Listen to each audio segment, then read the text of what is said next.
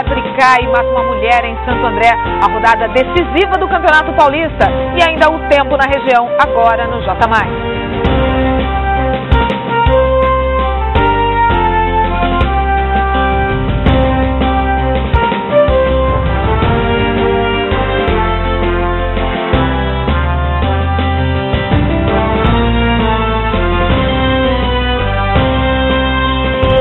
Boa noite, 22 horas 31 minutos, o J+, segunda edição, está no ar.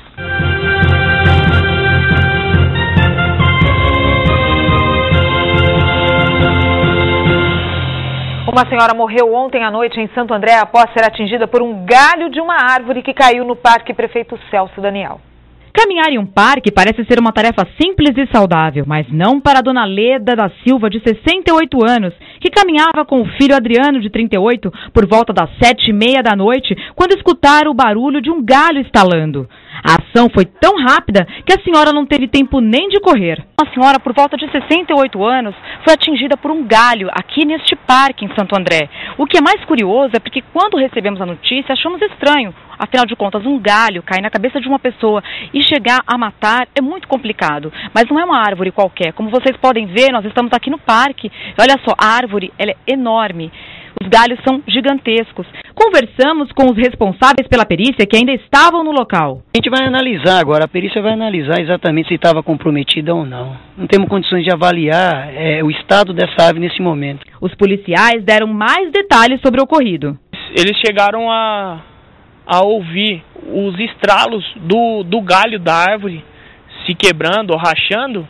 Eles tentaram correr, mas ela não conseguiu sair debaixo do galho, né? O galho acabou atingindo ela.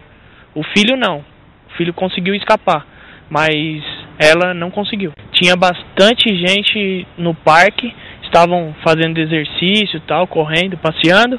Leda da Silva voltava de uma consulta médica e havia cortado o caminho pelo parque. O corpo dela foi enterrado hoje às 3h da tarde no cemitério das Colinas, em São Bernardo do Campo. Essa árvore aí é uma figueira centenária tombada pelo município. A perícia informou que um laudo com as causas do acidente deve ser divulgado em 30 dias e o parque permanece interditado. Mas casos como este podem acontecer em outros lugares de Santo André, já que outras árvores em alguns pontos da cidade oferecem riscos. No site da Prefeitura de Santo André existe até uma página feita para o cidadão registrar problemas relacionados às árvores da cidade, onde podem ser feitos inclusive pedidos de podas e retirada. A questão é que, na prática, o serviço parece não ser realizado como prometido. Na rua Brasílio Machado, esta árvore grande e antiga não resistiu às chuvas do começo da semana e tombou em cima desta casa. Os moradores chegaram a ficar cerca de 15 horas sem energia e reclamam que a prefeitura demorou quase uma semana para enviar um responsável, que prometeu a retirada da árvore apenas para segunda-feira que vem. Hoje ainda é sexta, o tempo pode virar e aí a minha casa, a minha família estão todos em risco aqui. Tem cabimento, uma semana para retirar uma árvore que está encostada no muro, pondo em risco uma coisa tão grande assim. Segundo Ana Maria, o problema não é novidade. A prefeitura já havia sido avisada há cerca de um ano sobre os perigos. Na rua ainda encontramos mais uma árvore, aparentando ter os mesmos problemas. Segundo os moradores, nos últimos 4 anos, nenhuma vistoria foi feita no local. Nunca houve uma preocupação em mandar um técnico fazer alguma inspeção aqui. Já na rua Ileia, outra árvore provoca transtornos. O empresário Roberto reclama da infiltração no imóvel pela queda de galhos e entupimento das calhas, sem contar na falta de energia, que já ocorreu diversas vezes pelo contato dos cabos com o grande tronco. Mais um caso em que a prefeitura foi procurada, mas ainda não solucionou o problema. A Defesa Civil veio várias vezes aqui e olhou a árvore, viu que teve uma época que ela estava bem seca, ele falou que ela estava meio perigosa, que não tinha cupim, mas ela estava meio podre, né?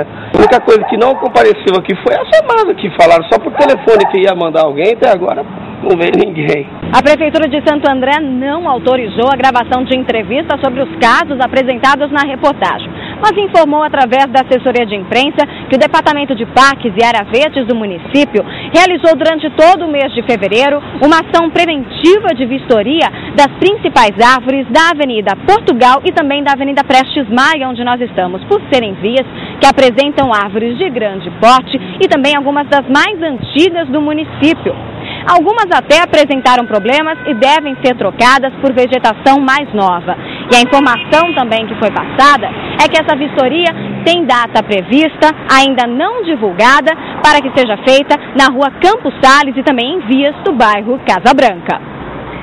Pois é, e para falar mais sobre este assunto, o J+ recebe a bióloga Daniele Russo Bolognese.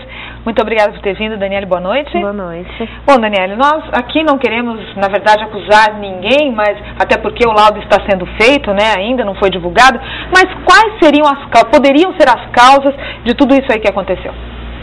Então, seria mais do que uma causa específica, né? É difícil você falar que a queda de uma árvore foi devido a uma situação. Então, pode ter sido por cupim, ação das chuvas, né? A permeabilidade da parte urbana, ela é bem restrita. Então, é mais por árvores mesmo, né? Os parques. Então, essas árvores, elas acabam ficando encharcadas. A madeira não dá tempo dela secar. Então, ela pode criar alguns fungos, né? E esses fungos, eles acabam auxiliando. Então, a ação do vento, né? Muita chuva que aconteceu até essa parte agora, janeiro, fevereiro, março. Então, tudo isso pode ter acarretado, principalmente por ser uma árvore já de 60, 100 anos de idade, como essa figueira do parque. Muito tempo, né? Muito tempo. Bom, além disso, tem a questão dos cupins, né? Ela pode ficar aí com uma raiz oca, tem tudo isso, né? Como é que é? Isso. Se ela tivesse sido atingida pelos cupins, como eles ainda estão avaliando, se essa raiz estiver oca, ela não chega a cumprir uma das funções dela, que é a sustentação da árvore. Se ela não cumpre a sustentação, ela acaba então rachando, né? Ou então não leva toda a seiva, toda a alimentação que deve fazer com que a árvore fique firme. Bom, Daniele, mas já é a segunda vez que essa árvore, né, que cai um galho dessa árvore aí, não é? Em 2007, se não me engano, teve um caso semelhante, não é? Ninguém morreu, mas teve essa árvore sendo, né, com o galho caindo e aí não houve manutenção, será? Por que isso de novo? Então, faltou manutenção? Se tivesse tido uma manutenção preventiva, né, uma investigação assim mais a fundo do porquê que o galho caiu em 2007, com certeza isso teria sido, né, vistoriado, ou já teria percebido que pelo peso daquele galho ou alguns outros galhos que eles já estivessem, né, pesados, então a árvore ela não teria como sustentar. Sendo assim, pode ter sido poda ou qualquer outra ação, uma sustentação dela, ela já teria reduzido essa queda, né? Bom, quer dizer, essa árvore ela é tombada aí pelo município, ou seja, não pode ser podada, enfim, mas ela pode ser tratada, né? Quer dizer, isso poderia ter sido feito. A remoção dela, por ela ser tombada como patrimônio, ela não podia ser retirada, né? Mas ser tratada, assim, com ações até remediadas mesmo, né? Se ela tivesse sido, então, retirada os fungos, feito uma poda certa. Acredito, assim, também que por ela não poder ser retirada do parque, então, assim, ela chega a ter 4 metros de diâmetro, né? Então, assim, pelo menos uma parte dela ser tratada, ela consegue, se não toda ela, pode acabar tomando, mas uma parte dela seria tratada e, assim, poderia ter evitado isso que ocorreu, né? Isso. Pois é, lamentável. E, então, a pessoa que não conhece isso, você é uma pessoa que estuda, enfim, quem não conhece, pode perceber quando uma árvore está em risco? Dá para perceber pelo tronco dela, né? A árvore ela fica mais descascando, né? Assim, para ser fácil a observação, ela descasca um pouco e as folhas dela não ficam tão verdes e nem a copa dela não fica tão cheia. Então, quando ela está mais adoentada, vamos dizer assim, ela acaba ficando com a aparência dela diferente. Então, ela já não é mais uma árvore vistosa, verdinha, né? Tá ok, então, Daniele, muito obrigada pelas suas informações. Espero contar com você numa próxima. Tá bom, obrigada. Obrigada a você, boa noite. E agora a gente fala de política.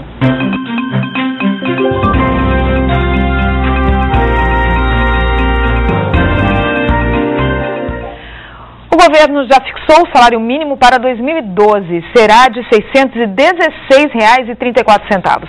Os números estão no projeto de lei de diretrizes orçamentárias enviado nesta sexta-feira ao Congresso Nacional. Os dados foram divulgados pela ministra do Planejamento, Miriam Belchior. E o comentarista político Joaquim Alessi esteve no J+ primeira edição e falou mais sobre este assunto. Confira. Isso já estava definido quando foi aprovada a lei do salário mínimo no começo deste ano, aquela confusão toda no Congresso que a gente falou aqui no J+, que você vai ter a decretação, né? Não vai ter mais votação. a presidenta Dilma vai decretar o aumento, que é a previsão da inflação para esse ano mais o PIB do ano passado. Agora, com isso, o governo deixa claro que já está prevendo uma inflação maior do que aquela fixada no orçamento, né? Era 4,5%, passou para 6%. E uma queda também no crescimento da economia, que era de 5%, está baixando para 4,5%. Esse é o dado mais esclarecedor. Agora, o que a gente tem a colocar para os nossos telespectadores é que isso está parecendo carro, né? Nem começou 2011, já está lançando 2012. Já fazem isso com carro, estão fazendo com salário mínimo. O que o pessoal precisa ter cuidado é para não começar a gastar por conta, porque esse aumento só vem em janeiro do ano que vem. E neste fim de semana, São Bernardo, Santo André, São Caetano e Mauá vão ficar sem energia elétrica por algumas horas. O motivo é a manutenção preventiva que a Eletropaulo estará realizando.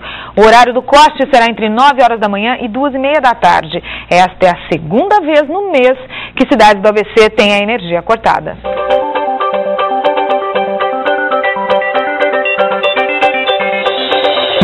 Vamos conferir como fica a previsão do tempo para o fim de semana com Renan de Souza. Hoje a sexta-feira foi perfeita para quem gosta e muito de calor. Veja só como foi o dia em algumas regiões do estado.